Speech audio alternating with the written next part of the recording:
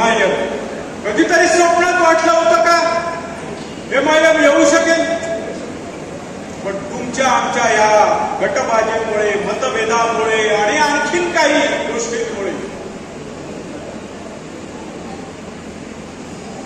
हे कुठेतरी आपण थांबवणार आहोत.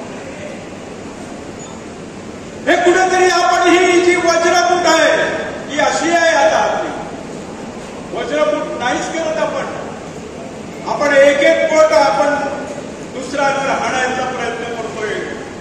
हे जर असं झालं आणि जर कोणाच्या थोबाडावर मारला तर दात पडतील त्याची एवढी ताकद त्या वज्रमुखीमध्ये आहे. विरोधकाला चितपट करण्याची ताकद या वज्रमुखीमध्ये आहे.